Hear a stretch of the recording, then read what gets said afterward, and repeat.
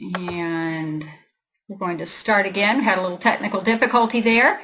This is the program on Entrepreneurism and Small Business Development, Proven Strategies for Business Creation, Expansion, and Acceleration. So we're delighted that you can be here with us. Before we begin, a few technical items. First is on audio. If you're seeing this screen and you cannot hear, you can see the words there. If you can't hear, you can adjust your setting in your system tray, which is at the bottom of your computer screen, and you should see an icon there for a microphone. If you click on that, you can increase your volume so that you can hear. There are other ways to adjust it as well, but that's the quickest thing for us to tell you now. The webinar console is at the right-hand side of your screen, and you can move that out of the way so that you can better see the speaker slides by simply clicking on the orange box with the white arrow. And then when you want to use it to communicate with us, you do the same thing. Click on that box, and it will bring it right back open. If for any reason it disappears, then you can go down to the bottom of your screen, and you will see a blue flower, and you can click that and it will bring it back to your screen. And you can use that box to submit questions to our speakers. So as you hear the speakers as we go along, go ahead and feel free to be putting those questions in. If you get disconnected or have any other technology issues, you can simply log right back in. And for further information on our programs, that is located at ouractionplan.org.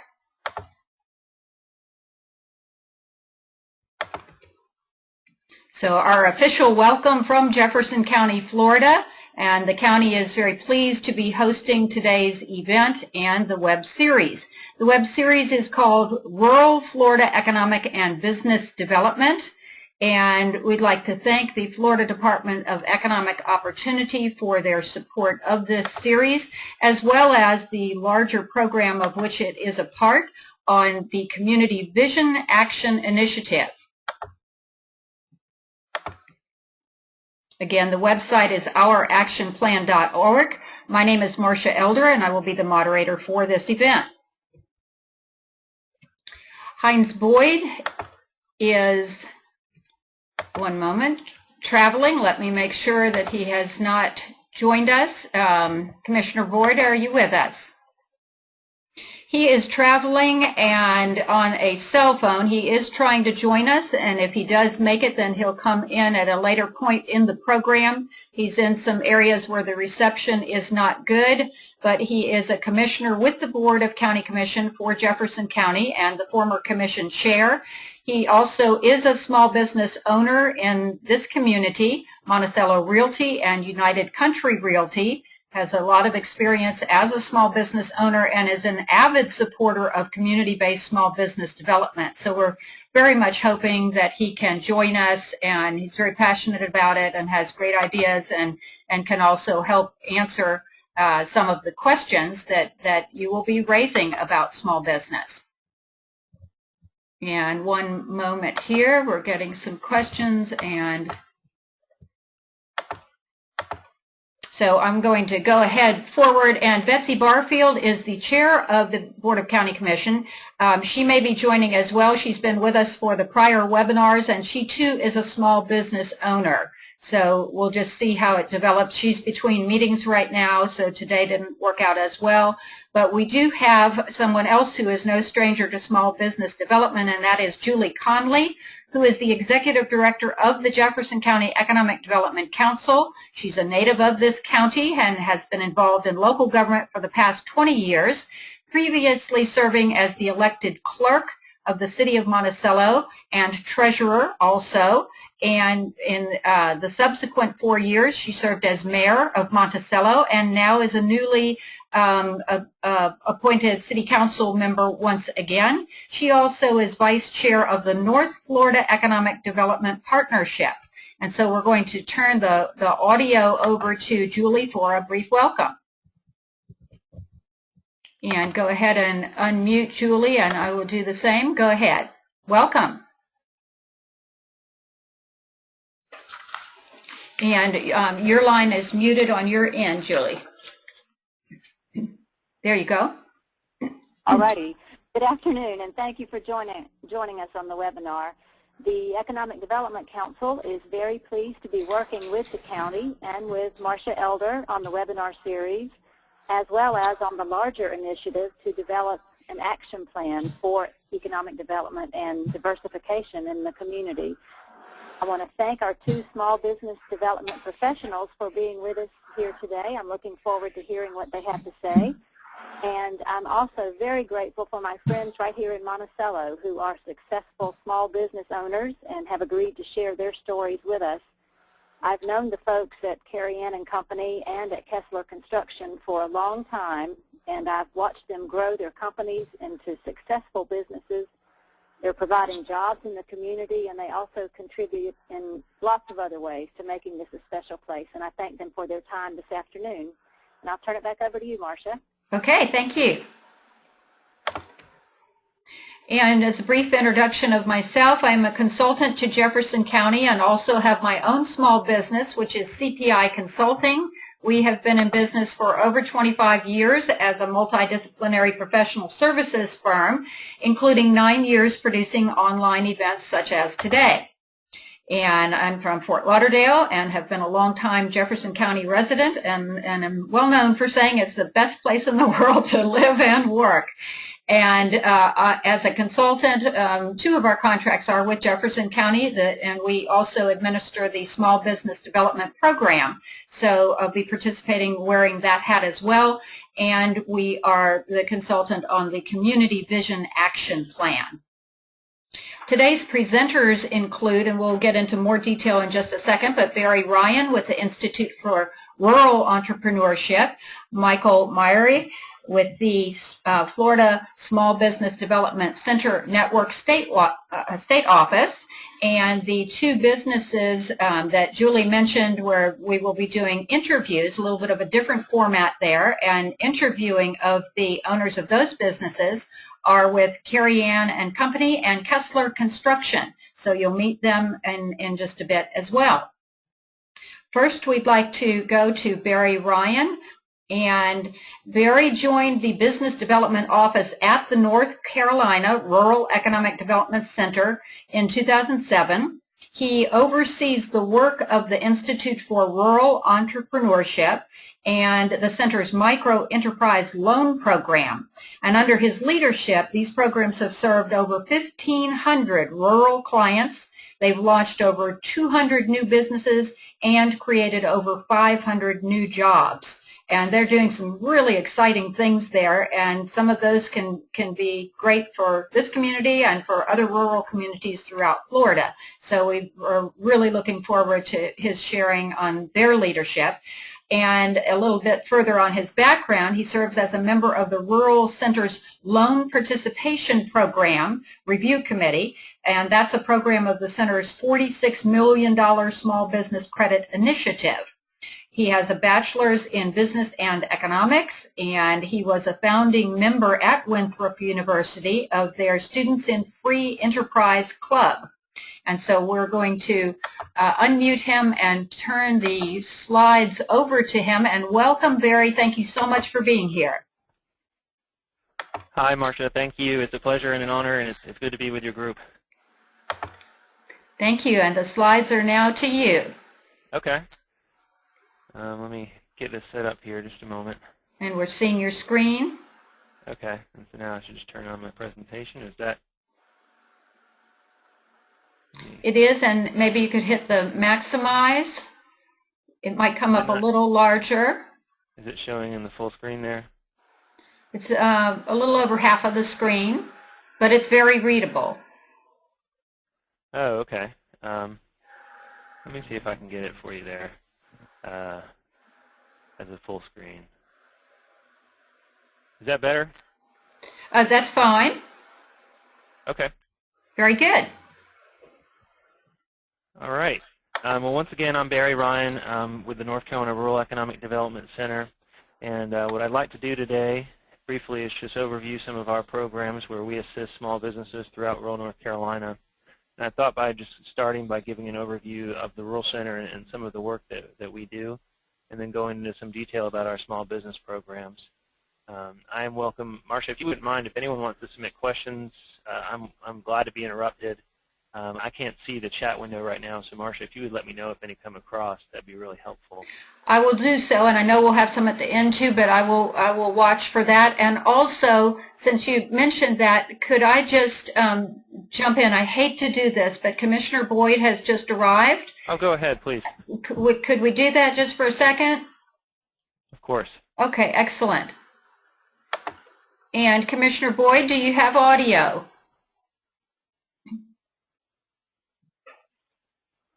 We're showing that you are here, and do you have your audio? Marcia, this is Hines. Are you talking to me? I sure am, and we introduced you a few minutes ago and explained that you are traveling and in some rural areas, and but I told them that you are an avid supporter of small business development and have been a leader in that area, and we're going to just welcome them and say a couple of words, and so we'll turn to you, and then we'll come back to Barry Ryan. So okay. Go ahead. All right. Well, you caught me by surprise here, but and I just got on. Yeah, but I'm real pleased. I'm pleased that we're doing this. We're doing this. Small business development, I think, is probably, if we talk about the three legs of the economic development stool, and I think small business development within the community is probably the most important of those, because it's so difficult for small communities to compete sometimes with the larger communities that have a lot more resources. So I think it's critical if we're going to enhance economic activity in these small communities. But and I appreciate everybody that's taking the time to be involved in this. Well, great. Well, thank you so much. We know that you are traveling and that it's not the most ideal time to be here, but we're glad that you could take the time and join. All right. Well, thanks. I'm not seeing everything, and I'm not picking up the audio from the webinar, but I'll leave the speakerphone on my cell phone. Oh, excellent. Okay. Well, thank you. Okay. And we'll turn back now to Barry, and thank you, Barry, and go ahead and proceed. Oh, sure thing. Okay, so I'll just walk through a quick overview about the Rural Center so you understand who we are and tell you a little bit about what we're doing in North Carolina.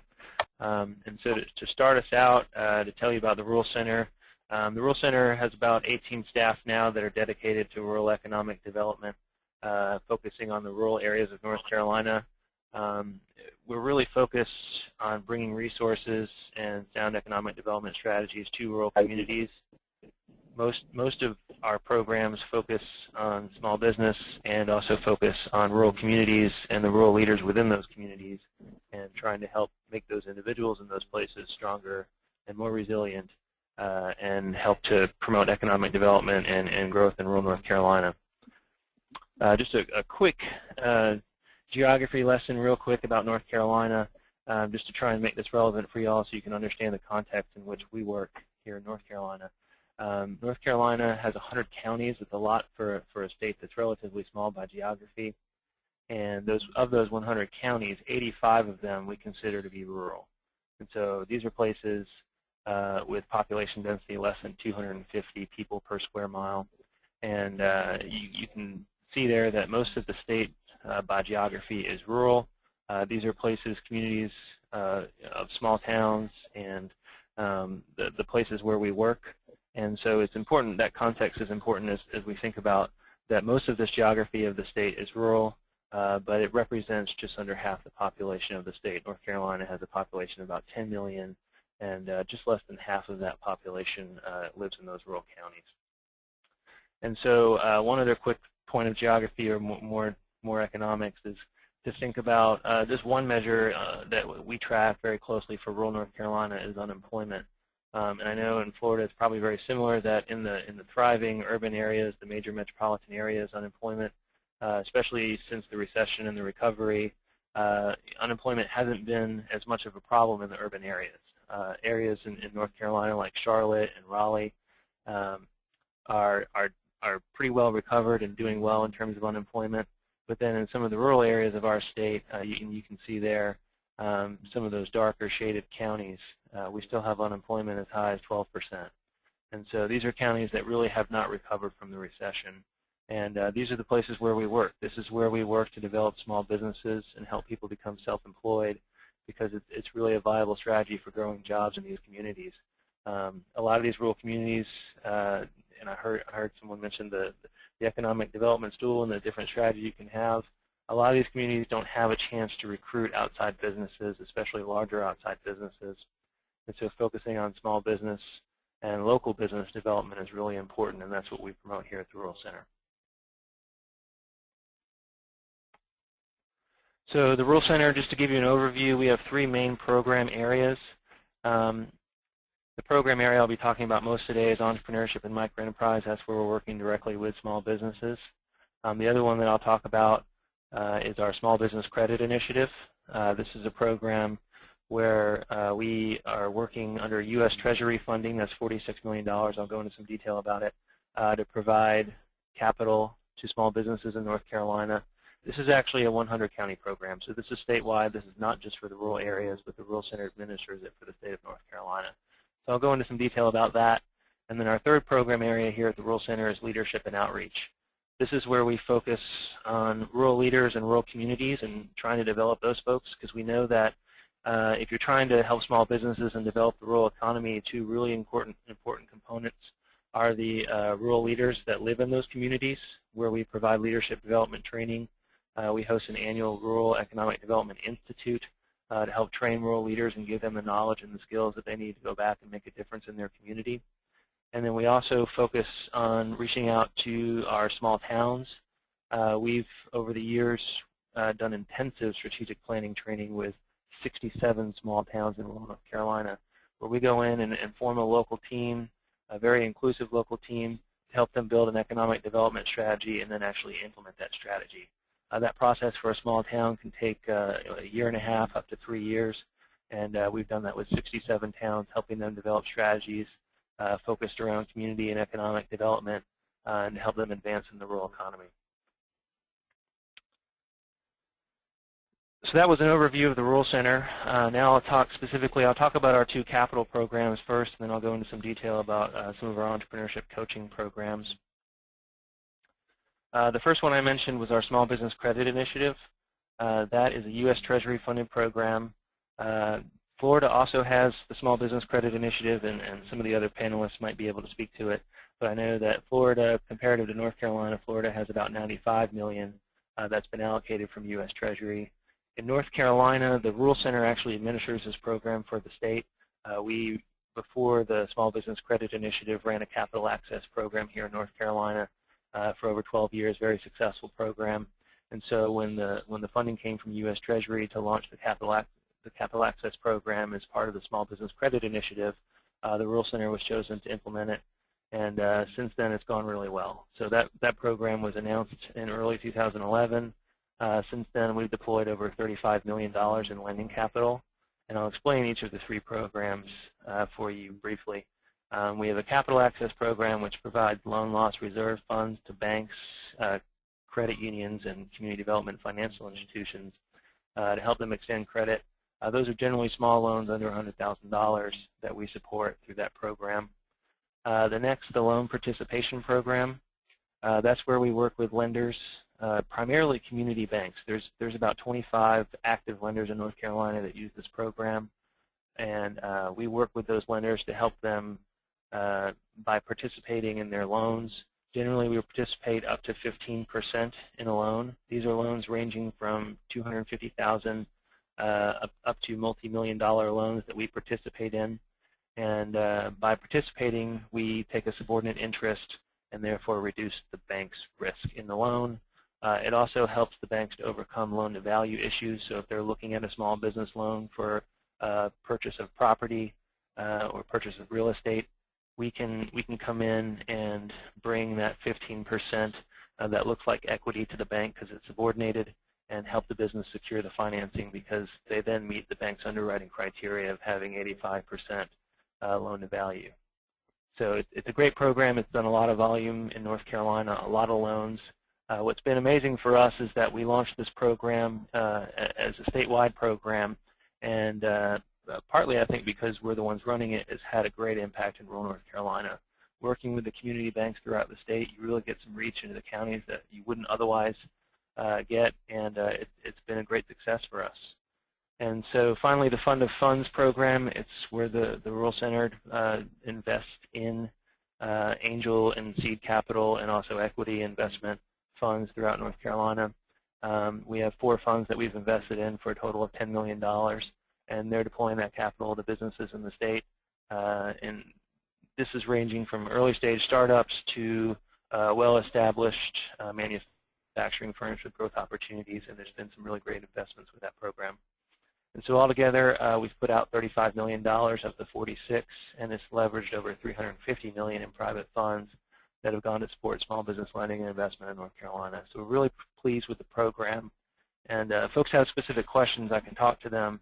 But really, when we think about this here at the Rural Center, is our opportunity to support the banking and lending community, especially the community banking, or the community banks out there, the smaller banks that really do need some support right now and are important for reaching rural businesses in North Carolina. Next, I'll talk about our microenterprise loan program. This is actually one of the longest standing programs at the Rural Center. It's been running for over 26 years. It provides small loans to startup businesses. These are loans ranging anywhere from $500 up to $25,000. We'll work with startup businesses and expanding businesses. We're one of the few lenders in the state that will do the really risky loans that go to the startups.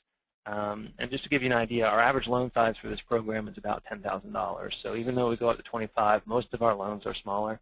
We're dealing with a lot of service businesses, a lot of self-employed folks who need access to equipment or inventory or some working capital to help get them started or help them expand their business. For this program, we're generally working outside of the traditional lending criteria that a bank would work within. And so we're seeing clients maybe with some spotty credit history or shallow credit history. We're seeing clients that may not have adequate collateral or sufficient income to justify a traditional loan with a bank. It doesn't mean that we voluntarily jump in and do super risky loans, but we will extend credit to folks that wouldn't otherwise be able to have access to it. We also focus on trying to reach out and make sure that we're able to serve low-income communities and also minority communities in rural areas that are otherwise relatively unreached by the banking community. So we have a loan fund, $2.4 million in available capital. Right now we have 85 active borrowers, and over the history of the program, we've made over 1,600 loans totaling over $9 million. And it's been a real success for us. We're really pleased with the activity in the program, and it's a real nice way for us to fill a gap that exists in North Carolina, and I'm sure y'all are familiar as well when you work with small business development. It's very difficult to get, especially startup small businesses, access to capital. Unless the individual already has access to significant resources, this can be one of the most challenging parts of starting up a business. So this, for us, is a great way to provide that resource. And I will say that this program relies heavily, since we serve a great big rural geography. We're based here in Raleigh. This program relies heavily on partners throughout the state, like the small business development centers.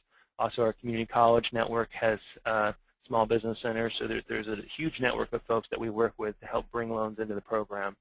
And so when we are working with a client on intake and trying to help them get access to credit and capital, we always have a local partner to help us implement that program, and that's a huge part of the success.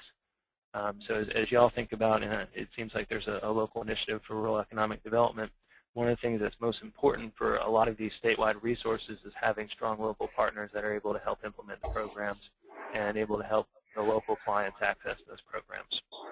And Barry, while you're on that point, we have someone who has asked the question of what is the average interest rate for these loans? Oh, great question. So our rate is set at the prime lending rate plus 4 points. So that puts us at 7.25 right now, so 7.25%. It's a variable rate for our loans, variable by quarter, and we haven't seen that rate change in quite a while. So with our longest term being 5 years, generally the rates for us have stayed around 7.25. Great. And what is the source of funding for this program? So this program has a few sources of funding at its origins. Back in the late 1980s, the Rural Center launched the Microenterprise Loan Program with state funding from the North Carolina General Assembly, and also a program-related investment from the Ford Foundation. So between those two, we were able to invest the state dollars in the fund and then also use the program-related investment from the Ford Foundation to earn interest and income off of those dollars that were retained in the fund. And so over the years, we've grown the fund to be $2.4 million in available capital. And the loan fund, just to give you an idea, we have a relatively high loss rate in the banking community, you would say. We have a 90% repayment rate, so that's about 10%. That's about 10% of our loans that we lose, and so the portfolio doesn't earn enough income to subsidize our activity. It doesn't earn enough income to cover our operations, and so we're always out there seeking operational support for the fund, whether that be from state sources or also private sources. And so that's part of the challenge of running a small loan fund like this. With the Small Business Credit Initiative and the other larger funds, they're able to earn some income that can offset. But with a small fund like this, $2.4 million, it sounds like a lot of money, but it's not really enough to earn income off of, especially with the riskier style loans that we're doing, where we do have a loss rate with our clients. And frankly, we like to have a loss rate. It's good to know. We know we're reaching our target when we've lost some loans, because these type of loans are inherently risky. These types of businesses are inherently risky, and that's just part of the target market that we're serving. And we have someone else is asking about loan to value and owner equity requirement. Okay. We don't have a hard and fast loan to value rule for this small business, for these small loans. A lot of our loans are collateralized with home equity, or oftentimes for the smaller loans we'll even use car titles for collateral. We will take business equipment as well, and with these types of loans, especially the small under $10,000 loans, where we're looking at car titles or business equipment for collateral, it's very hard to really get a solid value out of those, and it's very hard to reach full collateralization. So, a traditional bank loan wants to see 85% loan to value. We're generally looking at, ideally we get 100% loan to value, so just one-to-one collateralization. And for us, the collateral is not really a great collection strategy most of the time. Generally, our primary, if the business fails, our primary source of repayment is the individual goes out and get a job and they're able to handle the loan over time. And so we don't focus on collateral like a bank would, but we do require it for all of our loans. And we have another question. Do you do your underwriting in-house? Yes, we do. So we have 3 staff that are dedicated to our micro-lending and entrepreneurship programs. And so those staff help with loan intake and rely heavily on our partners in the field to help us bring applicants and bring applications in, but we do the underwriting in-house, that's correct, and we have a credit committee for the larger loans over $10,000. Great, thank you. Okay. Mm-hmm. All right. So the next program I want to talk about is our Growing America Through Entrepreneurship program. Growing America Through Entrepreneurship focuses on making self-employment a realistic opportunity for dislocated workers. And so these are folks who've been laid off and are now unemployed.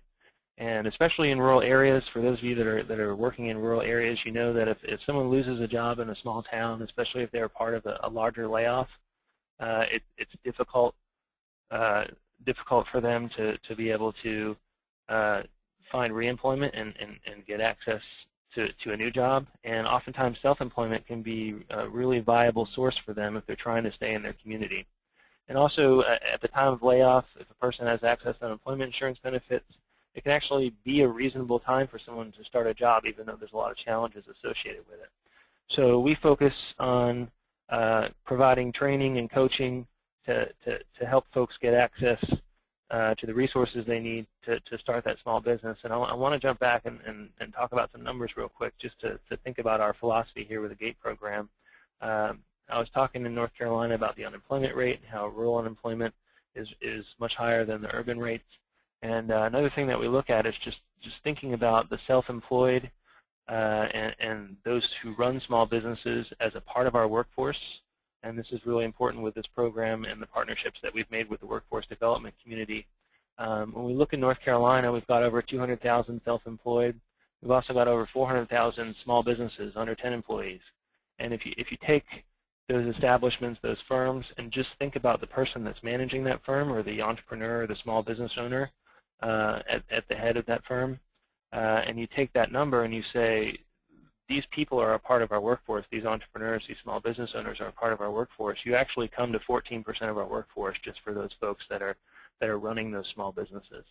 And so if you think about how workforce training works in your state as it does in ours, if you have an industry that makes up 14% of your workforce, there's a lot of resources dedicated to training the workers for that industry. And entrepreneurship is industry-wide, it's cross-sectoral, and so it's not something that gets that type of focus, but it's important for us as small business developers to think about it this way, and also engage our workforce partners to think about it this way, that these folks that are running our businesses, that are making decisions that result in success or failure of these businesses, these employers, are an important part of our workforce and a significant part of our workforce when you look at the numbers. And so it's important for us to provide them with training and resources. And for us, really the best time to do that is at the outset, when they're starting that business, when they're open to receiving the training and looking to plan for their business and really grow their startup idea or opportunity. And so this program really works in partnership with some of our workforce development agencies, the Job Linker One-Stop Centers, the Department of Commerce, the U.S. Department of Labor, our Employment Security Division, all partners in this program, all have supported it and helped us make it a success for serving dislocated workers and helping them become self-employed. And we have a question, is the Department of Labor still funding the GATE program? No, so the Department of Labor funding ran out in 2012. The Rural Center has sustained the program with our own resources, just because we know that it works, and we're optimistic that future funding will be available, and that we're optimistic that we'll be able to integrate it into the workforce system in North Carolina, so that entrepreneurship and small business training will be eligible uses for Workforce Investment Act funding and other workforce development funds. Florida is actually ahead of the game here. I think Florida a couple years back got a grant from U.S. Labor to focus on entrepreneurship and integrating it into the workforce. So Florida's a little bit ahead of us, at least from what I know, and there's a few other states out there that have taken the lead on offering self-employment assistance programs and other opportunities that are and do have access to continual funding from the workforce development system. And so it's our goal in North Carolina to promote this program and continue to tout its success so that we can get it tied to some more permanent funding from the workforce development system in North Carolina. So just to give you an idea of the services we provide our clients, we provide one-on-one case management and counseling. And this is in partnership with groups like the SBDP in North Carolina, the small business centers at the community colleges, where every client has a local counselor that they work with. And in addition to that, we provide one-on-one counseling and coaching by phone to our clients, so we can work statewide and provide them with case management services. In addition to that, we also provide a scholarship primarily for community college training, but for really any training that they need in order to start their business. For most clients, this scholarship equates to about $300 or $400 in cost to put them in a business plan course or a QuickBooks course, or maybe something specific to their business if they need to get a plumbing license or an HVAC license or something to help them with their business. And for some clients, it goes up as much as $1,200 or $1,800, but generally that's rare for us. Most clients just need access to basic training. And if you've lost your job and you're unemployed, even that few $100s in community college courses can be a helpful incentive to keep it going. Another critical aspect of the program is the fact that we've given our clients access to a work search waiver. So anyone receiving unemployment insurance benefits in North Carolina that wants to start a small business and is working with our program, they can receive a work search waiver, so they don't have to go through that work search process. They can continue to receive their benefits while they focus on starting a small business. This is a great way for them to really think of self-employment as their next job and use the benefits as a little bit of a launch pad or some runway to get them going and cover their personal expenses while they focus in on their business. So just to give you an idea of how the GATE program is done in North Carolina, we've served over 1,500 clients, and we provided over 8,000 hours of counseling and training and over $250,000 in tuition reimbursements for these clients to take courses at the community college. And 203 of our clients have started a business. For us, we're really proud of that number. We think it's good. And also 534 jobs. Those businesses have created 534 jobs in rural North Carolina. That's something that surprised us when we started the program. We thought we'd start some businesses. What surprised us is that these businesses are actually employing people as well. And so it's really had a great impact in rural North Carolina, and we're pleased with the results. I put some numbers at the bottom of this slide that might help to illustrate that it's a pretty cost-effective program. So if you look at the funding we've received over the course of the program and the funding that we've invested in the program versus the outcomes, we're getting pretty good outcomes on a cost basis. If you look at last year, it cost us $1,500 to serve each client that we served. That's providing training, one-on-one coaching, and all the resources that we provide to each client. And then if you look at it, a cost per business started, that's $8,000 for each business. And then a cost per job created is $3,000. So as we invest in these dislocated workers and help train them to start businesses and then become employers, it costs us, a little over $3,000 per job to help these people go from being unemployed to being employers. And if you think about that relative to some of the other economic development programs that are out there that are paying incentives to companies, $30,000, $40,000 per job to come and locate in the community, and you can take this program and invest in some of your local people that are already there and help them create businesses that are going to be more rooted in the community and more sustainable, we think it's a good investment. So that's the GATE program. I've got a few client examples. I might save those if we have time. I can talk about some of them in Q&A, but I know I'm trying to keep through here and tell you about some of our work, and then we can get back to the stories if we need to. So next I'll tell you about our New Generation Ventures program. This one's really exciting for us. We took that GATE model of providing one-on-one training and also access to scholarships and thought about in rural North Carolina another population that's really important to us and really important to the future of our communities is young adults. In rural areas in North Carolina, young adults who grow up in their community often go off to college, leave the community, go to urban areas to get jobs. And so we see a little bit of what some folks call brain drain in our rural communities, where the best and the brightest leave, and what's left behind is struggling to grow and maintain and develop. And so we started this New Generation Ventures program to think about self-employment and make self-employment a realistic opportunity for young people in rural North Carolina. For those that might want to stay in their community but don't see a job opportunity that fits their interests or their needs, self-employment is a really great way that you can live in your small town, you can live in your rural community and still have access to the economic opportunities that you might find in an urban area.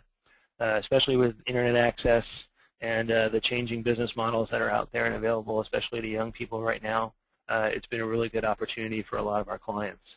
And so what we do is we provide one-on-one case management and coaching We provide access to scholarships where they can receive training from the community college or another source to help them gain the skills that they need to operate that business.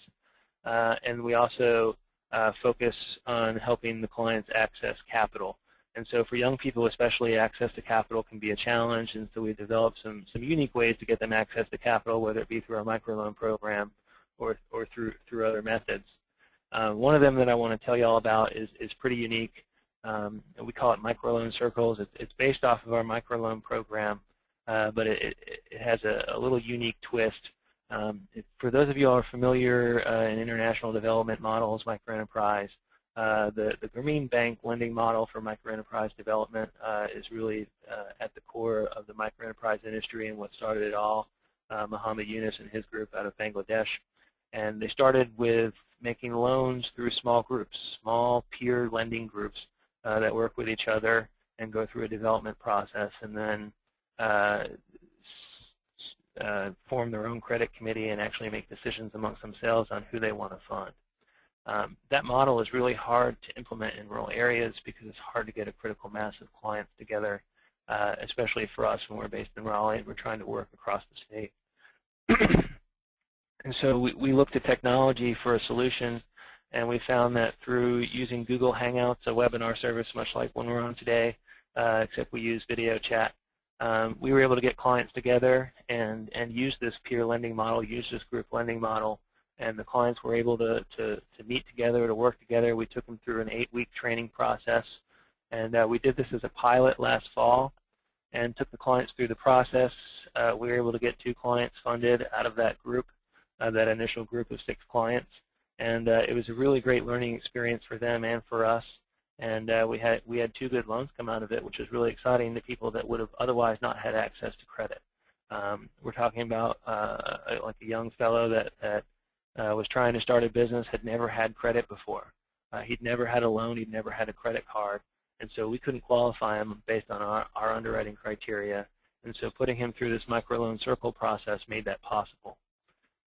Since then, this spring, we've started another lending circle, and we've got another group working towards the process and going through that 8-week learning process, where at the end they'll be able to award loans to their own group members. So we're really excited about this. We're the only ones we know that are doing this in the country. It's really unique to get folks together online for this process, and for us, it's been going really well so far. So the New Generation Ventures is a little bit smaller than the GATE program, but it's also having great results. And so far we've served 250 young clients. The average age of that client is 26 years old. And we've had really strong results, we think, so far. It's still a relatively young program, but we've had 35 clients start businesses. We had 25 come to us with existing businesses that they wanted to grow or develop. And between them, those businesses have already created 85 new jobs. And so these are young people in rural North Carolina, in their rural community, that are creating jobs and becoming employers. And this is really exciting for us. We think it's a great opportunity to think of our young folks as the future of our economy and really investing in them and providing the resources that they need to succeed. And so I think that's all I wanted to cover. I know I'm a little bit over on time. And so I'll just conclude there. If anyone has questions, I know we'll go to Q&A later, Marcia. So thank you for the time, and I appreciate the opportunity to share some of our work. Excellent. Well, people are already writing in saying this is exciting stuff, and how do we do this here, and where are there any programs in Florida, and so forth. So because of where we are with the time, we're going to hold the rest of the questions a little bit further down the line here. But thank you very much that you've shown such leadership in your state, and we're delighted that you've been a part of the program today. So Barry will still be with us, and we will come back to him with the Q&A. But for now, we'd like to turn to our next presenter. And give me one second. And that is Michael Myrie. And Mike is the CEO and Network State Director for the Florida Small Business Development Center Network, which he'll tell you about. And previously, he was the Chief Operating Officer and Deputy Director for that same organization. And prior to that, he was the Executive Director for the Office of Entrepreneurship and Small Business Development for the state of Minnesota, where he provided oversight of that state's leading office for entrepreneurial and small business policy development and support services, including direction of the Minnesota Small Business Development Center network. And in that role, he was responsible for representing the interests of the state administration and also working with federal and state legislators on policy development that would be impacting small business growth. Throughout his career, he has held various positions in the field of small business assistance, development, and education. And so we are very, very pleased to have him with us as well. And welcome, Mike. Great, thank you, Marcia. And Marcia, Julie, and Heinz, I really appreciate you and Jefferson County making this investment along in partnership with DEO to talk about the issues of a small business and small business development overall. And Barry's presentation really spoke to me. I am a true believer of examining what other states are doing in ways of best practice. And Project Gate was one of those things which North Carolina did in pilot with the Department of Labor in 2 other states, Minnesota and with Pennsylvania. And I thought it was something that we were intimately involved in the state of Minnesota and saw true success, and something I strongly hope that DOL will bring back to the table for true nationwide program funding. So Barry, I appreciate you making that presentation, sharing that information. Marcia, can you see my desktop? Not yet. So it should say show my screen. Can you click on show my screen? Otherwise I can cycle it through again and it'll come back up. I do not have anything on my screen that says show my screen. All righty, give me 1 second.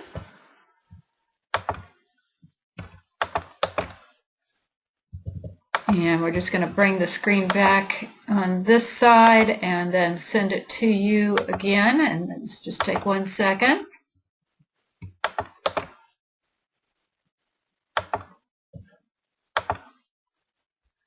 Okay.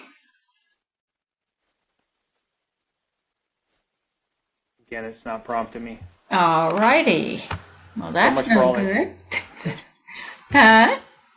So much for that testing we did yesterday. Yeah.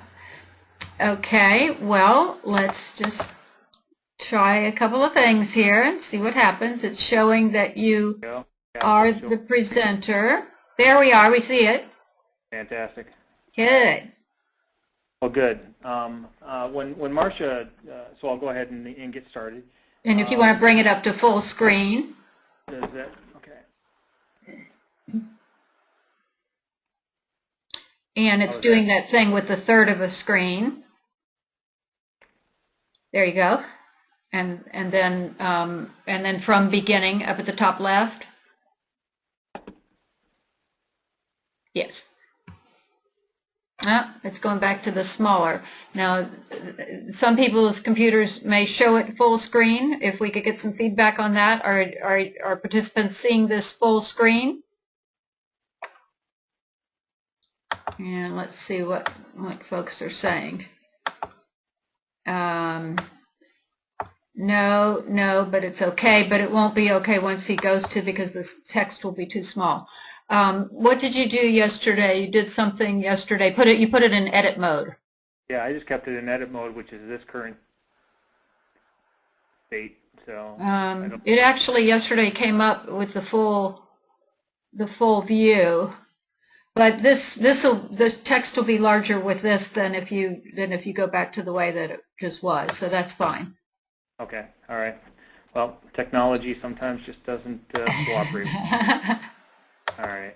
Well, when Marcia contacted me and asked me to present, I thought, well, what a wonderful opportunity to talk about one of the subjects I have a great passion for, and that is small business.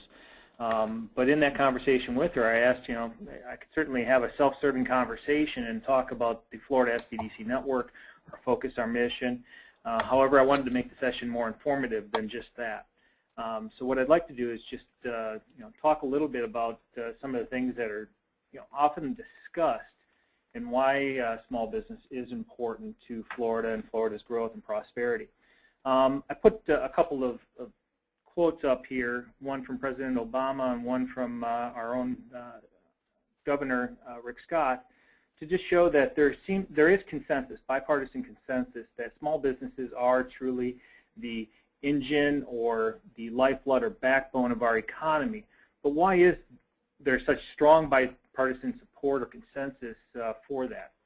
Well, if you look at the numbers, and I'm a numbers kind of guy, the stats tell us that small businesses, it'll switch, from a U.S. perspective, make up almost every single company in the U.S. economy, and account for nearly 2/3 of the overall private sector jobs. And one of the most notable statistics to me is the last one there, that it is small businesses that are filing new innovations, new ideas with the U.S. Patent and Trademark Office at a rate 10 times higher than larger businesses. So they're important in that respect. And Mike, from a I'm going Florida to perspective, they're significant. I apologize. Someone is saying to hit the square above your camera icon.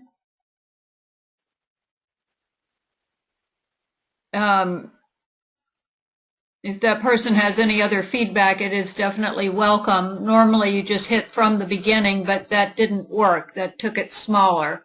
So if that person has anything else to say about that, where the camera icon that you're referring to is, just so it will be bigger on the type to the right from where you are. Okay, now that took them away. All right, now they're back. To the right where? If you move your cursor around, Mike, so that they can see where you are. Okay, now that took the slides away, and now they're back.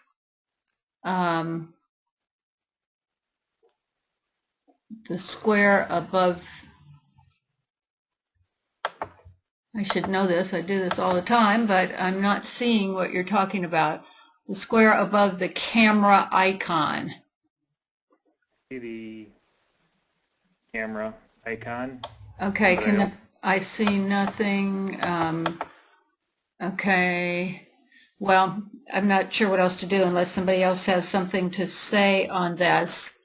It did work when we always do test sessions with speakers, and it did work yesterday. Now that person who had made those comments said their screen is now showing black. Show this, somebody saying, what are you trying to do? Sorry folks about this, we normally don't have this problem. We're trying to get his slides to come up full view versus seeing the slides on the side in addition to the one in the center, because that way then the text will show up larger. And if he clicks like you normally do in PowerPoint from beginning slide, why don't you go ahead and click from current slide just to see if that dislodges it. See, it doesn't. That takes it smaller. Somebody's saying go to the bottom right. Go to the bottom right where? Go ahead and go back to the way you had it. Yeah. And then they're saying go to the bottom right.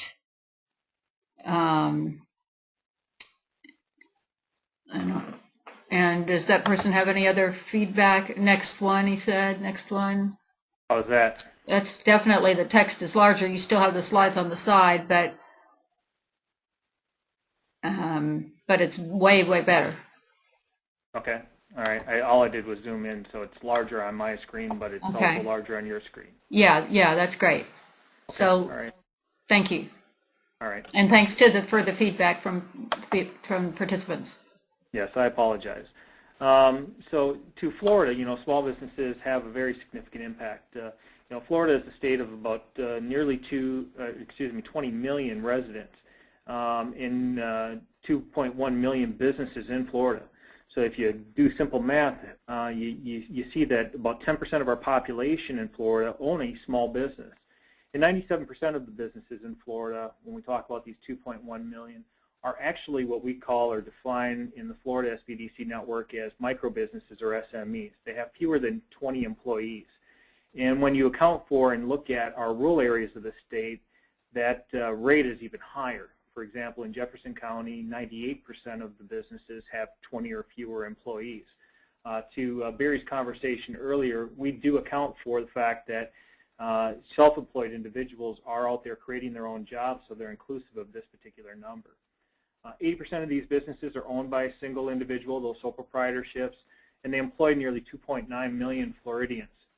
Now, 80% of new businesses, we hear that phrase often, but it stands true here in Florida and Florida's economy, that it is these small businesses that create, 4 out of every 5 jobs for us. But it's the bottom line that is, I think, most important. It's small businesses who provide 75% of Florida's gross domestic product, which last year accounted for $565 billion to our state's economy. Now, when we talk about the needs of businesses, the Florida SBDC network has very deep reaches around the state as it relates to serving the needs of small businesses. And each year we conduct a pretty extensive study to examine what those challenges and needs and barriers are for small business. We survey about 20,000 entrepreneurs and small business owners throughout Florida. And we segment that information down. One of the key areas that we ask about are what are the challenges you expect your business to face in the coming year. And we provide them with a list of options to choose from access to capital, to market development, to business regulations, to workforce challenges. So we give them very descriptive opportunities to select, but we also give them an open-ended question. We believe that these are fairly inclusive to the challenges and barriers in which most small businesses face. So when we segment out that information, we just got this year's results. Actually, just yesterday, I pulled these numbers out of our survey that we just conducted of customers served over the last 2 years from 2012 and 2013. And we find that while access to capital always ends up being at the top of the list, it really depends upon who it is you ask for. When we segment out the information and we talk about these established companies in Florida, these companies with 20 or fewer employees and who have been in existence for 3 or more years, we find that access to capital still falls within the top challenges, but isn't number one. It really is that most of our small businesses need assistance in helping identify and expand into new marketplaces, find new opportunities to grow their wealth or revenues, to doing business internationally or doing business with the government is really what their top challenge or need is. But access to capital does rank number 2 when you look at this particular segment. There's still that challenge of finding the financing and capital necessary to make the investments to help them grow their business. And then number 3 is really helping them also, given that these are established companies here in Florida that are still relatively small, who generally are owned and operated still by the creator of the business, don't know how to necessarily take it to the next level, to the next stage of business. So they also need significant assistance in helping them do long-term strategic planning, succession planning, or exit strategy planning as well. But here's a chart that represents what those challenges are. We often hear in Tallahassee and Washington, D.C. that some of the biggest challenges and the ones in which our elected officials work most notably on are those challenges relative to finding or assisting businesses with their workforce challenges, finding the right talent necessary to hire, and also on the issues of regulation and taxes. These things are impactful to business, but they're not the most important needs that we find, the Florida SBDC finds in its research. And then I'm a true believer that confidence really drives whether or not businesses make investments to grow. And so the Florida Chamber, in partnership with the Florida SBDC Network, does a quarterly index survey, a survey of the business community of all sizes, asking them for information about how they perceive the current environment, looking at things of whether or not they're better off than they were 6 months ago, and you see what the results indicate there. But also asking them that whether or not they plan to hire new employees, or if they expect to increase sales over the next 12 months. And we find that confidence is generally, when you look at these numbers, lower than you'd like it to be. So what does that mean?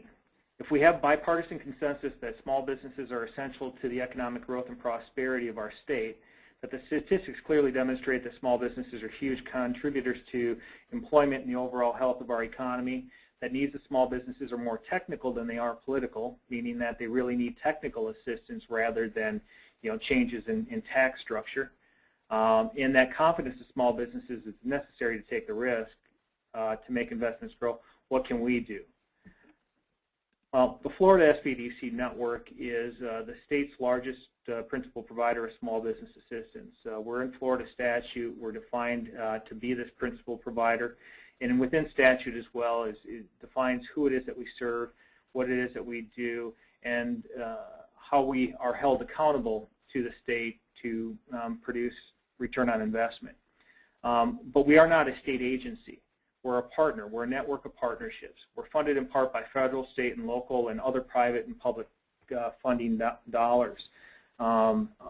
When Congress created the program back in the mid-1970s, the idea and concept at the time, which we have evolved even beyond that, was to take and connect the resources of federal and state government with the resources of institutions of higher education. And that's why you'll find that SBDCs are primarily located at institutions of higher education, who are leaders within their own respect, within their regional economies, as economic development organizations. In Florida, given Florida is very fortunate to be resource rich in the number of organizations that are passionate and committed and have missions to serve the needs of small businesses like Jefferson County and our EDCs. But there are very few, if any, that are as large enough and have the depth necessary and capacity necessary to be truly statewide in a state as large as Florida. But the Florida SBDC network is statewide, serving all 67 counties. We're 250 employees strong. We have 40-plus centers, brick-and-mortar locations around the state, located in population areas.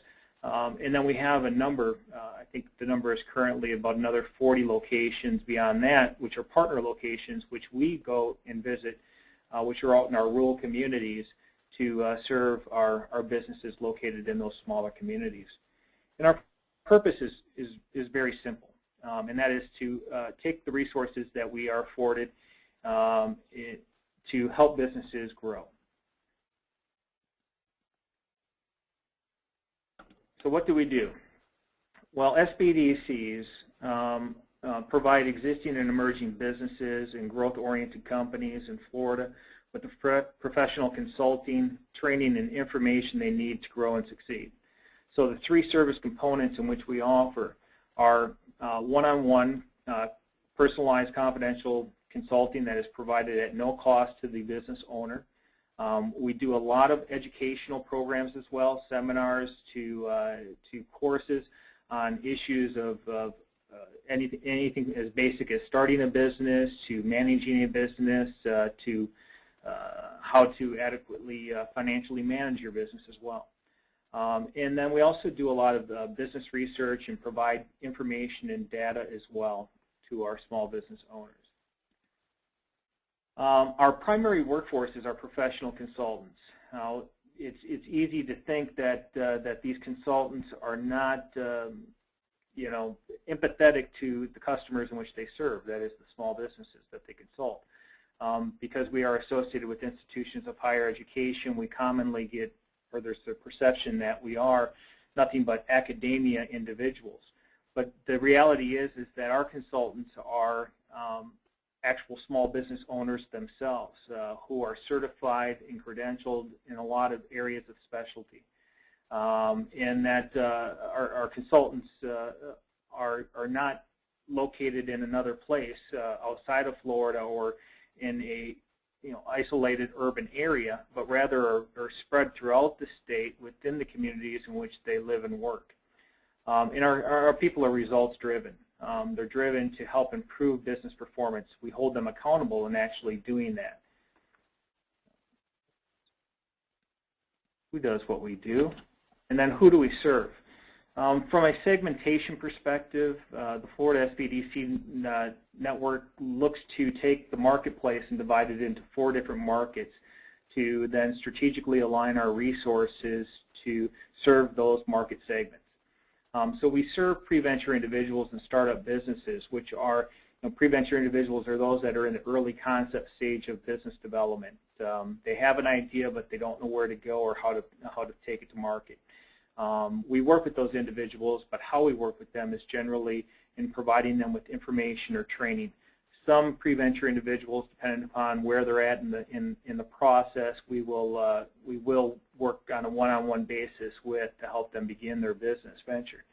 And then startup businesses, which are businesses that are in business generally from 1 to 2 years. So they're in that early stage of startup. We work with those individuals as well, and providing them both, again, with information, research, and training. But we'll also work with them more on a one-on-one basis. But our true target market focus is these micro businesses, businesses that have been in business for 3 or more years, have a $500,000 in sales or more, and have fewer than 5 employees. So this is in that 1 to 5 employee range. We work with these guys very extensively. This is where we put the majority of our high-end, high-cost services. That is the one-on-one assistance that we provide. And we have some targeted training that we provide to these micro businesses as well. And we may do some and provide them with some research activities as well. And then another target market focus of ours is SMEs, small and medium-sized businesses. And we define these as businesses that have been in business for 3 or more years, have more than 5 employees, but generally no more than 20 employees. And these are probably our biggest market segment. Why we work with micro businesses and SMEs and we dedicate so much resources to those particular markets is because they provide the greatest return on investment. Research has shown us that it's these that are the actual job creators. Now, it's important that we continue to feed the pipeline of businesses, and that's why we focus some of our service components on pre-venture individuals, on starting new ventures. But the ones that are really, truly adding new jobs to the economy are these micro businesses and SMEs, and that's why we have such an emphasis in our network on that market segment. And here's a graphical representation of our strategy for the Florida SBDC. You'll see that our market segments are over there on the left-hand side, and then our workforce capabilities are over there on the right-hand side. And these bubbles, in a sense, that land on this chart represent the areas of service focus, the capabilities in which we have within our workforce, our consultants. And the size of the bubble is representative of the amount of investment that we put into that particular area. So, and then finally, this is a snapshot of the results. It's important that we are good stewards of taxpayer dollars. We do get federal resources and state resources and also local government resources to do what we do. And we have to be held accountable to providing back to those economies. These numbers here represent the investments and the return on those investments from last year. And I think a couple of the most telling statistics on here is the one that indicates that for the Florida taxpayer, for every dollar that has been invested from state investment, that we've been able to put $40 back into the state's economy. And then I think over there on the right-hand side, on the lower right-hand side, is a real telling figure as well. Barry highlighted some of the cost per job figures that they have in North Carolina associated with some of their programs. Our cost per job to the Florida taxpayer is $112 per direct and indirect job effect. I have never come across such a more efficient, program who can provide such a great return on investment than what the Florida SBDC does. So, in an attempt to be efficient in this presentation, I flew through a lot of information. I'd be happy to Marcia, you said we're going to take questions at the end of the presentation? Yes, we have one shout out right now, and then we have some other questions, but we'll go ahead to the next panel. And since both you and Barry are able to stay till the end, but let me, so that I don't forget this, we have, let's see, give me 1 second here. The City of Live Oak Community Redevelopment Agency has Mark Yannick of the Florida Small Business Development Center at University of North Florida's new agribusiness consultant attending today's webinar as their guest, and he is newly located in Live Oak at the Chamber of Commerce, and they are delighted to have him here and are already working together on projects. So all right, fantastic. Our agribusiness focus is one of those growing efforts and investments in which our network is making. Originally created and developed by our University of North Florida partners who serve basically all of northeastern Florida, in recognizing that agribusinesses are an important part of our overall economy, especially in that region. So great to have Mark on board. Okay. Well, thank you for your presentation, and we'll come back with some additional questions. And in the meantime, we'll go forward to a different format for the next segment, which is going to be kind of an informal roundtable with two successful small businesses and their owners. And I will be facilitating that, and in my role as director of the Jefferson County Small Business Development Program, and also own a small business, so we'll maybe chip in some comments as well. And we have Denise Vogelsang with Carrie Ann and Company, and we'll tell you about these two companies a little bit further in just a second. And we have Mark Kessler with Kessler Construction Company, both located in Jefferson County. And first, very briefly about the local small business development program, and you've heard from Mike about the state level program. Some communities also have local programs that can actually work in partnership with the state and their regional offices, with the state program and their regional offices, and we do that, and that is a very positive relationship. And also the local program is able to tailor to the needs of a particular community where we're working with individual business owners and businesses in our case in Jefferson County, and have very specific services tailored to them. We too provide support services at no charge to interested individuals with an idea or a plan who are committed to their business goals, and those types of services include if they want to have evaluation and feedback on their business idea or their business planning, anything about their business, development of business plans, looking at their financial plans, and also contacts. Some people are not comfortable with or not familiar with how to actually pursue funding, and so we'll actually be a liaison in some respects to help them get going with funders, helping with marketing approaches and marketing strategy for businesses, and other tailored support services for the businesses in this community, training programs as well, and special projects. And in addition to private sector businesses, we also provide support for nonprofit associations that are working basically as businesses in their own respects, and have business needs that can be served through the program as well. And further information on this program is at jeffersonmeansbusiness.com.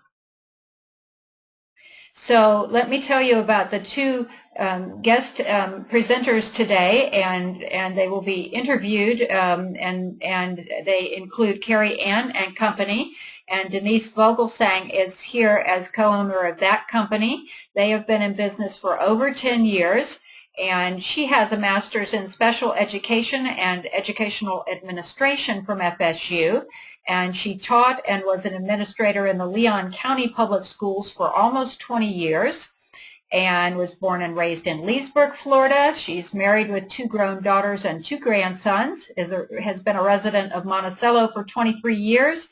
and is board chair at the Monticello Opera House and member of the Christ Episcopal Church. So welcome, Denise. Denise is joining Julie Conley in the Economic Development Council office, so they'll be participating there together. It may say on your screen that Julie is speaking, but it will actually be Denise.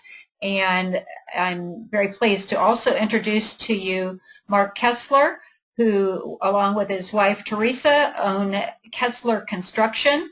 And that company was established in 2006 when they relocated to Monticello from Cape Coral, Florida. And Mark has built that company, and that is a company valuing great communication, attention to design, customer service, and construction quality. He is a member of the Tallahassee Builders Association, the Tallahassee and Monticello Jefferson County Chambers of Commerce, a Paul Harris Fellow in the Monticello Rotary Club, and currently the volunteer president of the Jefferson County Humane Society. And he and Kessler Construction have received many awards professionally for the quality and design of their construction projects and personally for the community service efforts. So welcome, Mark and Denise. And Mark is here with me at the Jefferson County Courthouse Annex. And so I'm going to ask both of them some questions, and this will be very informal, and I will add some comments as well on from a small business owner perspective. And so just give us 1 second here. Welcome, Denise and Mark. Thank you, Marcia. Okay, well, I'll kick off the first question, and we'll go ahead and let Denise answer this question first, and then we'll alternate after that. So let's start out. Denise, if you could just give a summary or overview of, just briefly what your business is, what's the nature of it, the size, how long you've been in business, and any other brief highlights that you would like to make. Sure. We've been in business for over 10 years now, incorporated back in late 2003. We are a full-service custom catering company. We serve a very large geographical region. We've catered as far west as Navarre Beach. We've catered as far south as Ocala and Leesburg, and as far north as probably a little north of Thomasville, Georgia. We employ anywhere from 25 to 45 folks from our community and from Leon County, depending on the season of the year for us. Of course, wedding season is very busy for us, and it is during that time of the year that we're upwards of 45 part-time employees. We own a renovated 1922 home less than a half of a mile from downtown Monticello. This serves as a commercial kitchen and a special events facility. And we're just pretty much involved, as everyone is in a small community, in all aspects of our community, as both volunteers and mentors in whatever capacity we can be in. Very good. Thank you. And let's now turn to Mark Kessler. Thank you again, Marcia. We started Kessler Construction in 2006, as you said. It was a tough time. It was during the beginning of the Great Recession, but we seem to have made it through. We're a design-build construction company, building custom homes, remodeling, and light commercial projects in Tallahassee and the surrounding areas, Jefferson County and Monticello, obviously. We're located here not too far from Monticello. We employ 5 full-time employees, and last year in 2013 we completed 90 construction projects. Excellent. Well, let's turn the next question to Mark, and that question is, what do you consider to be several of the most important or necessary ingredients to having a successful business?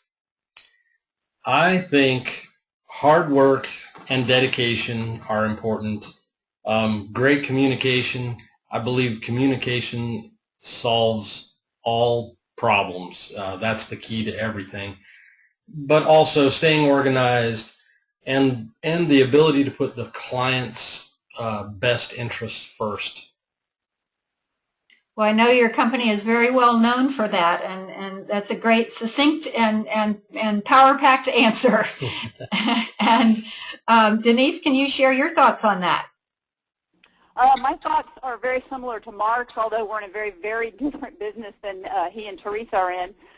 Hard work, many, many personal hours, clear communication, even from our perspective as caterers. If a client, regardless of what it's a client for, knows exactly what to expect, and the service provider knows exactly what the client expects, then number one, there are no surprises anywhere in the process. And number two, at the end of the process, both parties are happy and satisfied and leave the table thinking that the other one did exactly what they were supposed to do and were expected to do. Excellent. Well, let's go to you, Denise, for the next question, which is, what's something distinctive about your business that you're really proud of? Oh, wow, that's a loaded question. First of all, our business is known for our wonderful customer service. Like I said in the previous answer, if a client knows exactly what to expect of your company, then you can very easily provide that. We take a lot of care in the proposal phase of a catering job when we actually have sit-down face-to-face meetings with our clients. We take a lot of care in walking them through the entire process. That way, when it comes time for boots on the ground at the event, I have communicated that to my employees, and I have told them, you know, in our pre-wedding reception meeting, the mother of the bride told me that these things were important for her and for her daughter. And that way we can make sure that we provide those things and make sure that their day and their event goes off as smoothly as possible. A lot of homework on the front end just pretty much avoids any confusion the day of the event or the day of the whatever that you've been contracted to do. And we're really, really proud of the fact that we take that time prior to an event to make sure that the communication is clear and the expectations are clear. We also pride ourselves in the service industry, in catering or restaurant work. Most folks either start their employees at restaurant wage, which is a server wage, or at minimum wage. We start all of our employees at $9 an hour, whether they're 16 years old or 65 years old. And they move right up the scale very rapidly. And our business philosophy, mine and Carrie Ann's philosophy, is that we expect a lot of our employees. Therefore, we want to reward them and pay them for what we expect of them. And it's a mutually rewarding process. They are rewarded with a nice hourly salary as part-time folks, and we are, in turn, rewarded with a product that we all can be proud of.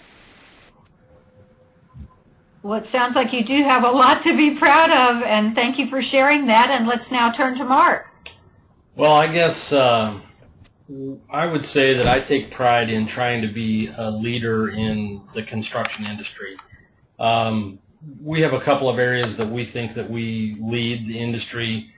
One is our warranty on our workmanship. We warrant our work for 5 years, and the industry standard is 1. We are the only builder in the area to offer online project access to our clients. And then last, we decided a few years ago not to give estimates anymore.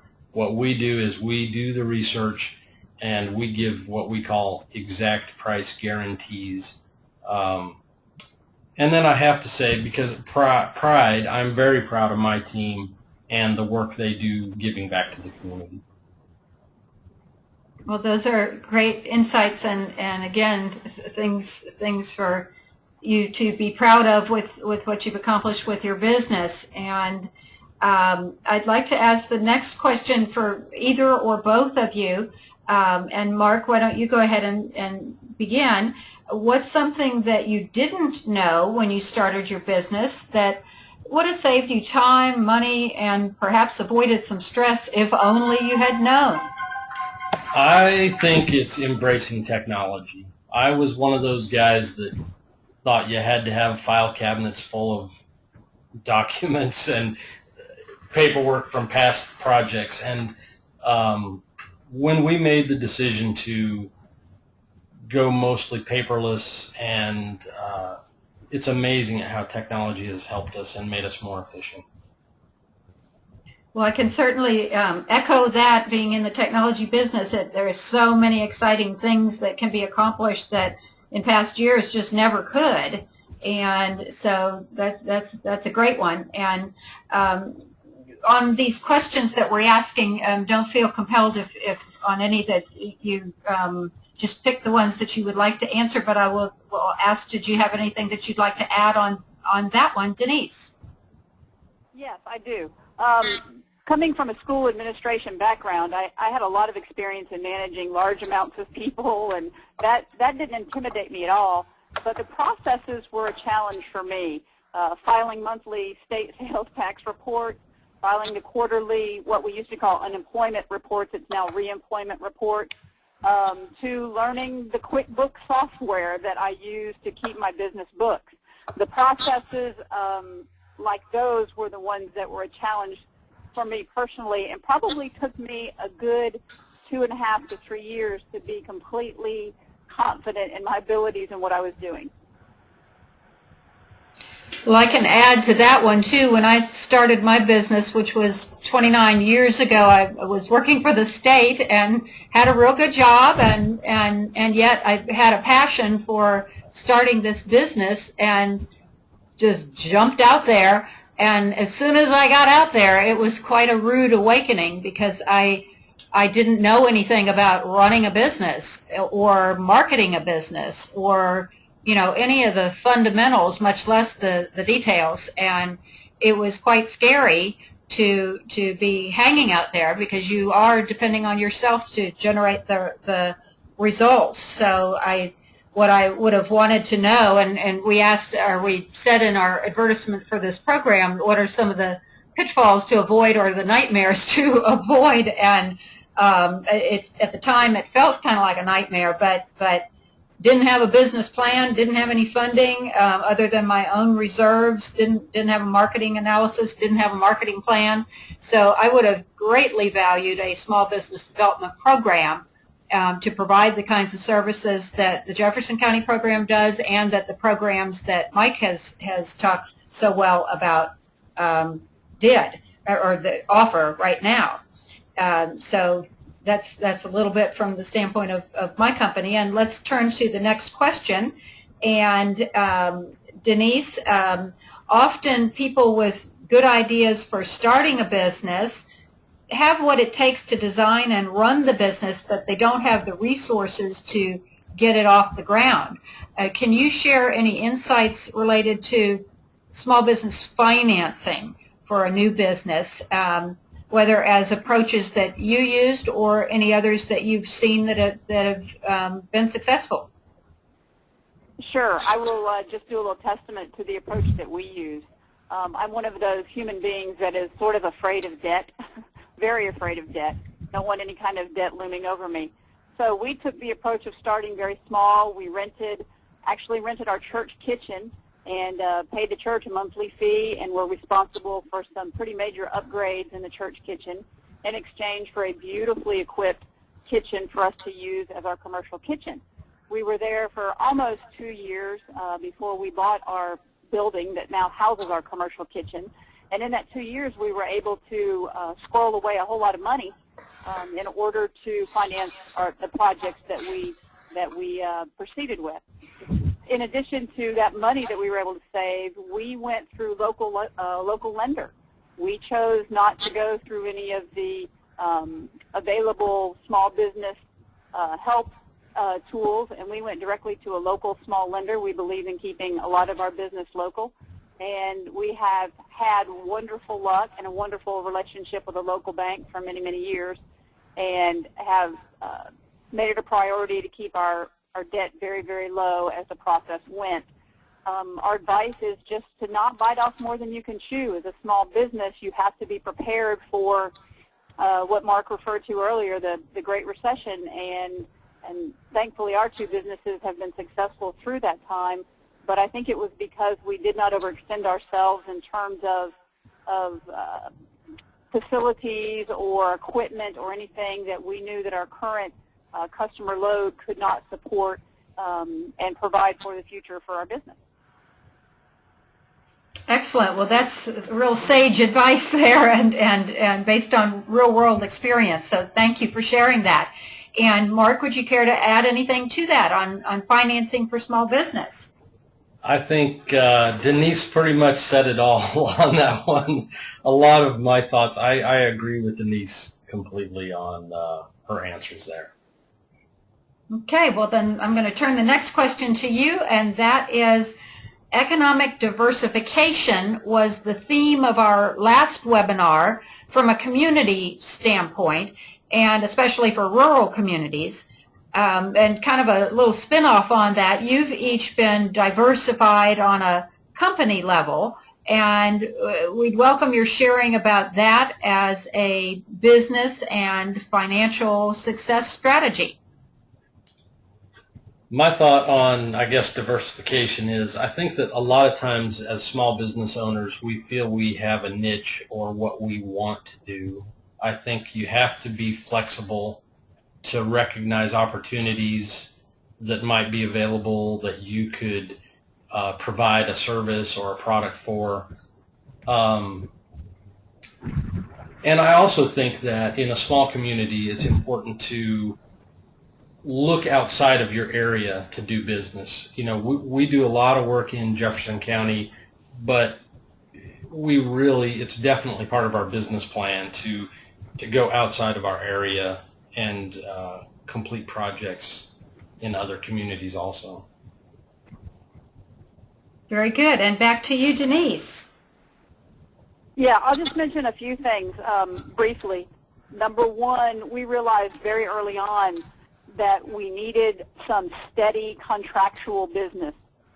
We reached out, sent little marketing packages to some pretty big businesses located in Leon County, and were able to sign contracts to provide monthly and weekly catering services to, for example, a very large HMO provider and some other healthcare providers that are located in Leon County.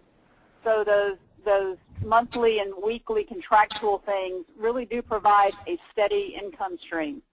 Along the way, we figured out we had to do several other things. There's a huge retired and older population in Jefferson County that simply don't like to cook. We figured out we could do small frozen casseroles and market that to the 55 and over crew, and that they would come by and buy 10, 12, 15 of those at a time and fill their freezer and be able to pop them in their oven and have a fresh dinner. And then we also just finished up a little venture downtown Monticello that was a little cafe and gift shop. We signed a 3-year lease and did that for 3 years and provided a nice little sandwich shop for the community, and we're able to diversify that way to further get our name out there as a marketing tool. So you just have to be really flexible as a small business owner, and recognize that if one income stream in your business is low, you need to get very creative and you need to do it very quickly to find another one. Very good. Right on target there, and that ability to be flexible and to spot the opportunities and to act on them, as you said, quickly is so very important. The next question, and we'll go to you, Denise, on this one.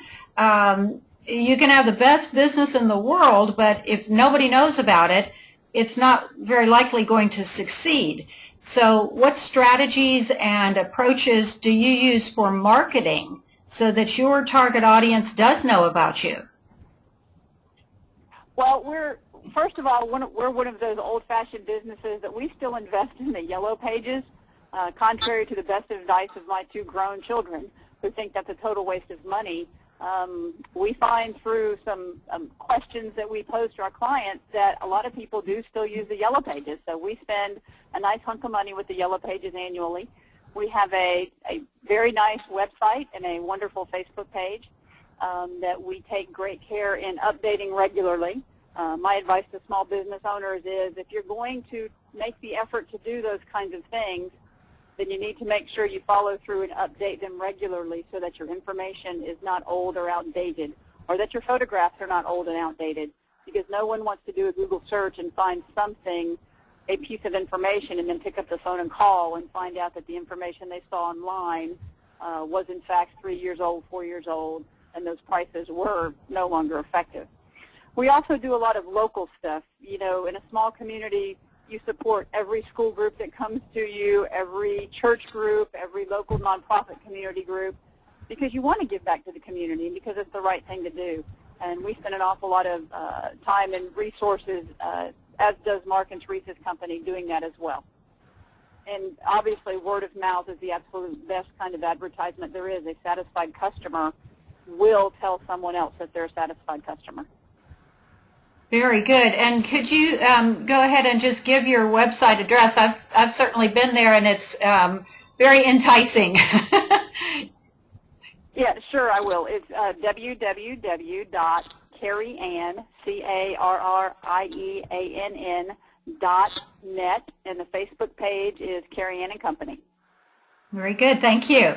And let's now turn to Mark on that question. Denise mentioned being out in the public, and I believe in construction that networking seems to be about the best way to get out there and get our name out there. We do use some print advertising. We try to choose publications that we feel our typical client would be marketed towards. I'm really big on signage. Anybody who knows us and seen our vehicles, our name is on the vehicles about as big as it can be, and that has been really marvelous for us. I guess I echo the social media and promoting our website. That is real big on my personal list for 2014. We've really taken a big push towards those marketing opportunities there. And can you share with folks your website address? Our website address is KesslerConstructionLLC.com. Okay, thank you. And we'll turn this question to you, Mark, as well. What are one or few tips that you can share for those who might want to improve their existing businesses, or maybe who haven't thought about making changes in their businesses but really could benefit from doing so? Well, let me think. I think you need to put yourself in your customer's shoes. I think if you own a storefront, you absolutely have to have good signage. You've got to have clean windows, fresh look. Advice, I guess that's what, improving your business. I see what I think is a mistake a lot. I see business owners and their employees that are always parked in all the parking spaces across the front of their business, and I never understand that. I think that they need to walk and let their customers have that great parking spot. I think that's it. Okay, well, those are some good things to advise folks on. And let's now turn to Denise on that same question. Sure, a couple of answers to that question. Number one, following any large event team caters, we have what we call a debrief. And yes, my father was in the Navy, so debriefing was something I grew up with. We get back to our home facility, which we call the Maze House, and we sit down and we say, okay, team, what could we have done that would have made that event go smoother? How could we have timed the arrival of the hot food differently? How could we have done the setup of the rental dishes differently? We take feedback from the frontline folks, our frontline kids who are actually serving the meal and representing our company, and we take that information and we go into the next event with that in mind. The other thing that we do, my business partner Carrie Ann and I sit down, we try to sit down every 3 months and have a very long heart-to-heart talk. Okay, what do we need to do physically to our building and to our yard to make it more appealing? What do we need to do to our product? Are there meals that people just don't order anymore that need to come off of our menus? Are there meals that people ask us for on a regular basis that aren't on our menu that we need to add? So we kind of ask ourselves those hard questions, and it's not always a comfortable process. Sometimes it's an uncomfortable process. but we have found in the last 10 years that sometimes those uncomfortable processes lead to the best changes and initiatives that we've had. Okay, very good. Thank you. And so turning to the next question, this one for both of you, and Carrie Ann, if you want to start it off. If you could do it all over again, would you? And what's something that you might do differently? Yes, absolutely we would do it all over again. You know, there are days we work 15, 16, 17 straight hours, and neither one of us are below 45 years old, and physically we are exhausted. But just being able to see the look on a client's face, and I know Mark and Teresa, from their perspective, would answer the same thing. I have been one of their clients, and they have renovated my home. And I'm sure the look on his face when I saw it was just, wow, it worked. And when you see that on a client's face, you see that pleasure and that happiness with a product that you have produced, it makes every little second and every little bit of effort worth it. Great, thank you. And turning to Mark? Yes, I too would do it again for sure.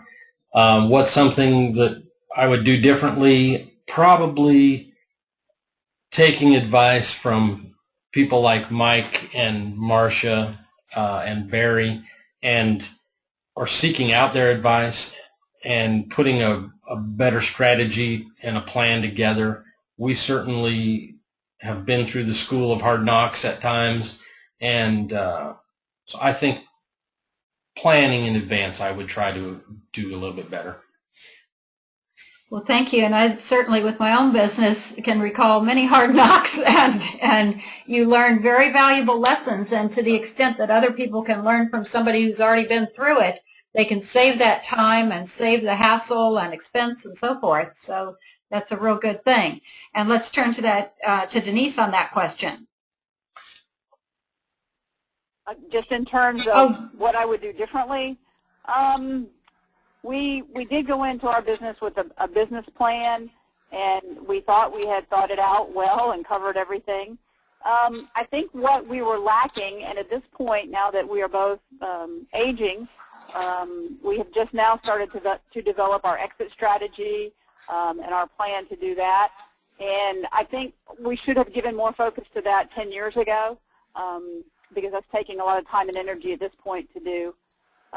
But my biggest advice, regardless of what industry you're in, make sure that communication is absolutely clear and in writing, so there are not any major misunderstandings, major miscommunications. Just make sure that you have clearly communicated everything that you expect and you understand what your client expects. Very good. And do you have any final words of wisdom for our audience? Seeking, whether they're seeking, I guess those seeking to start their own business. Anything else you'd like to add? I just say go for it. Make sure that you plan well, that you talk often, that you readdress your business plan, that you keep your eye on all the different parts of the ball game. You know, if you have a physical structure, if your business is part of a capital improvement, make sure that you pay attention to that. Make sure you pay attention to marketing. You feel like a juggler a lot of times, and I know Mark will echo this. You feel like you're juggling 18 things at one time, but that's what being a small business owner is all about. You have to make sure that you filed the sales tax report on time and that you paid your unemployment taxes and that you've done all that, but you still have to make sure you're putting out a great product and that your employees have been trained. Just keeping all the balls in the air, and you have got to, at some point, slow down and take some time for yourself to recharge your batteries so that you can continue to juggle all those balls simultaneously. Well, that's very timely feedback for sure. And I'd like to ask Mark a different question right now, and we are coming up on our time, so we'll close out with his comments on two things. The first of which is, kind of in the introduction, there was one part of this noted, but giving back has been an important part of your company from the start, and you've made such an important difference in the community. And if you could tell us what giving back means to you, and maybe share an example of how your business has participated in that way. All right. Giving back to the community is very important to us and to me personally. I believe in supporting community events. I believe a healthy downtown is important, and in the construction industry, doesn't directly help me today, but it's important to us to live in a town that has a healthy downtown. Giving back, we've offered music scholarships for high school students in the past.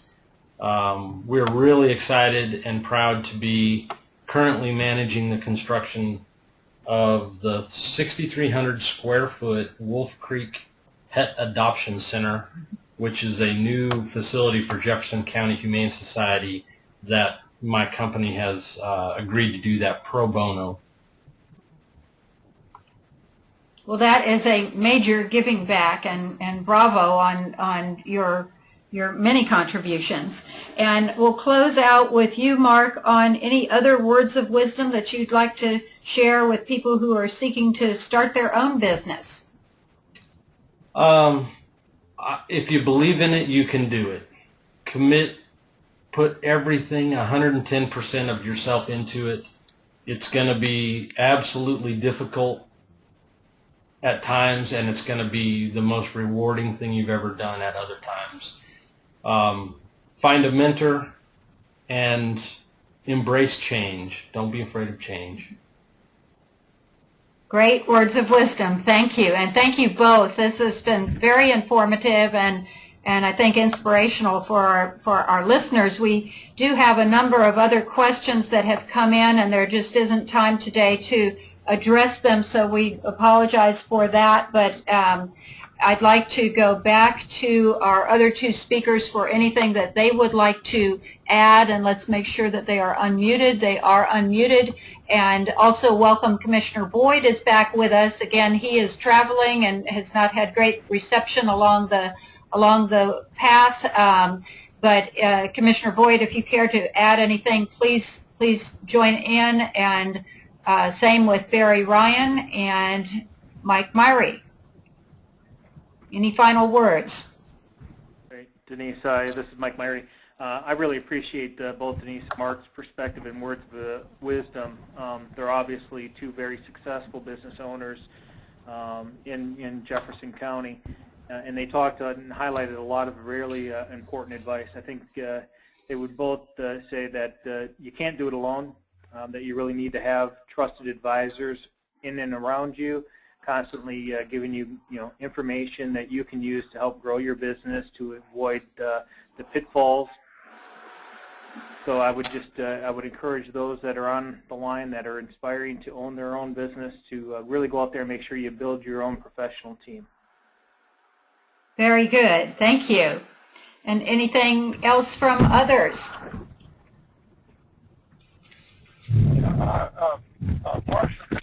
Yes. Sorry, you're right. I've been in and out of service, so most of it. I really appreciate the input and comments here, and I want to say again how important I think the kinds of things you've been talking about, small business development and entrepreneurship is too.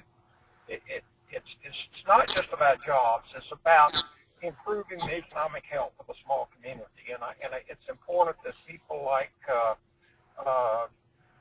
Mark and Denise and Carrie Ann jump in and provide those kinds of things that what they're doing is stimulating the local economy. They're increasing economic activity in our community, and they're both doing things outside of the community, and I think that's important because when we lost our agricultural base decades ago, we lost our ability to work elsewhere and bring money back into the community.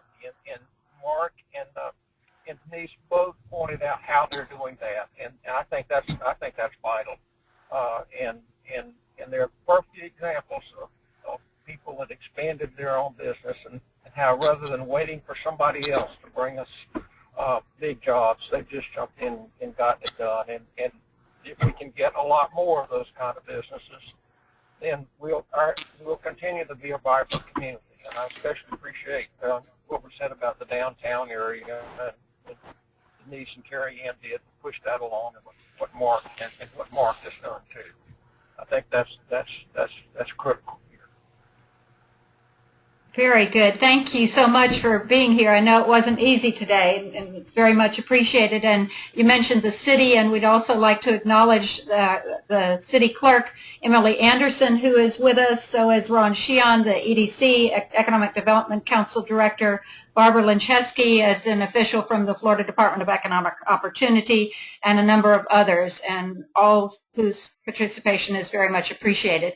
Barry, do you have any final remark before we go to close? No, just thank you for having me. This was an interesting presentation. I enjoyed hearing the speakers, so thank you.